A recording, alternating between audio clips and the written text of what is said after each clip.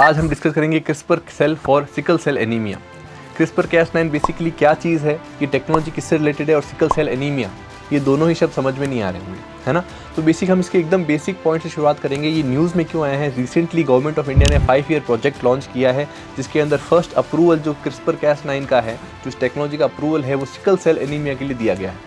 अब क्वेश्चन ये है कि सबसे पहली बात तो क्रिस्पर Cas9 है क्या, ठीक है, और सिकल सेल एनीमिया का इससे क्या रिलेशन है। तो इनको बहुत अच्छे से समझते हैं हम लोग। बेसिकली क्या होता है कि क्रिस्पर Cas9 एक टेक्नोलॉजी है जिससे हम लोग जो है वो जीन एडिटिंग कर सकते हैं। अब क्वेश्चन ये है कि भाई जीन एडिटिंग क्या होता है।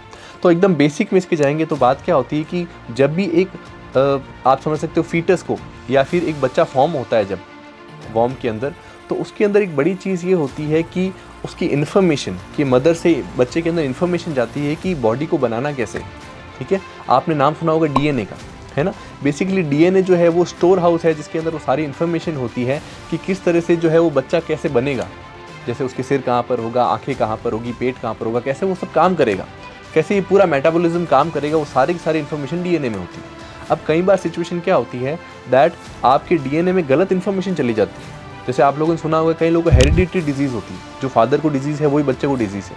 तो इसका बड़ा कारण क्या है कि डीएनए में गलत इन्फॉर्मेशन बनने के कारण वो शरीर मेलफॉर्म्ड हो गया, गलत फॉर्म हो गया, उस कारण से ये गलत डिजीज़ जो है वो शरीर के अंदर आ गई। तो ऐसी एक हेरिडिटरी डिजीज़ जो है वो है सिकल सेल एनीमिया, जिसको क्योर करने के लिए क्रिस्पर Cas9 को काम में लिया जा रहा है। अब क्वेश्चन ये उठता है कि क्रिस्पर Cas9 से कैसे फ़ायदा होगा। तो इसमें बेसिकली आप सीधा सा ये समझिए, जैसे हम लोग एक टेलर के पास जाते हैं, तो टेलर क्या करता है कि मान लीजिए कोई चीज़ ख़राब है या हमारे कोई शर्ट फट गया है या उसके अंदर कोई गलत चीज़ है, तो वो उस एरिया को काट करके और उस पर सही चीज़ या सही कपड़ा लगा देता है। वैसे ही क्रिस्पर Cas9 क्या है, बेसिकली जेनेटिक सीजर्स है। जेनेटिक सीजर्स का मतलब क्या है? सीधी सी चीज़ ये है कि आपके जीन्स के अंदर जहाँ पर गलत इन्फॉर्मेशन है, उस एरिया को, डीएनए के उस पार्ट को काट करके, हटा करके और सही जो इन्फॉर्मेशन है उसकी जगह लगा दी। इससे फ़ायदा क्या होगा कि सही इन्फॉर्मेशन आगे बच्चे में ट्रांसफॉर्म होगी, एज सच सही फॉर्मेशन होगा बच्चे का, और जो पेरेंट्स को डिजीज़ थी, जो हेरिडिटरी डिजीज़ थी, वो बच्चे तक नहीं पहुँचेगी, ठीक है, ये चीज़। अब क्वेश्चन ये है कि ये सिकल सेल एनीमिया क्या है। तो sickle cell anaemia basically India में और ट्रॉपिकल एरियाज़ के अंदर होने वाली एक बीमारी है। इसका बेसिक में जिसमें क्या होता है, अगर आप इसको बहुत शॉर्ट में समझेंगे तो इसका मतलब ये है कि आपने रेड ब्लड सेल्स का नाम सुना होगा। रेड ब्लड सेल्स का बेसिक मीनिंग क्या होता है कि ऐसे सेल्स जो कि आपकी बॉडी के अंदर, आपके ब्लड के अंदर बेसिकली ऑक्सीजन लेकर के जाते हैं और हर एक पार्ट तक ऑक्सीजन पहुंचाने की जिम्मेवारी उनकी होती है। हीमोग्लोबिन का आपने नाम सुना होगा, वो और हीमोग्लोबिन साथ में काम करते हैं। तो एज सच क्या है कि सिकल सेल एनीमिया जो कि एक डिजीज़ है, उसके अंदर क्या होता है कि आपके जो रेड ब्लड सेल्स है, जो कि नॉर्मली गोल शेप में होते हैं, है ना, राउंड शेप में होते हैं, राउंड शेप में होने के कारण वो काफ़ी ज़्यादा फ्लेक्सिबल होते हैं और एंड तक पहुंच सकते हैं, यानी कि छोटे से छोटे पार्ट तक भी, जैसे मेरी इस अंगुली के एंड तक भी पहुंच सकते हैं। और यहाँ पे जो छोटी छोटी नसें हैं, छोटी छोटी जो आपकी आर्टरीज है, वेन्स हैं, यहाँ तक भी पहुँच सकते हैं और ऑक्सीजन दे सकते हैं। सिकल सेल एनीमिया में बेसिकली क्या होता है कि ये जो राउंड शेप है, इसकी जगह क्रीसेंट शेप बन जाता है। क्रीसेंट आपने देखा होगा, जैसे काजू का शेप होता है ना, जैसे आपके चांद का शेप होता है, ठीक है।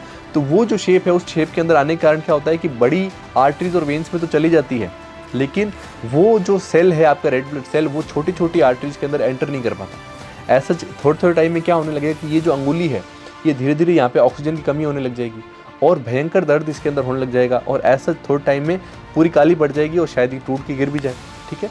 तो ऐसे में पूरे शरीर के अंदर इसका दर्द होता है और जिससे एक सिचुएशन ऐसी आ जाती है अल्टीमेटली दैट आपकी जो है वो डेथ भी हो सकती है। सेकेंडली हीमोग्लोबिन को ये हीमोग्लोबिन एस में कन्वर्ट कर देता है, ठीक है, तो वहाँ पर भी दिक्कत आ जाती है।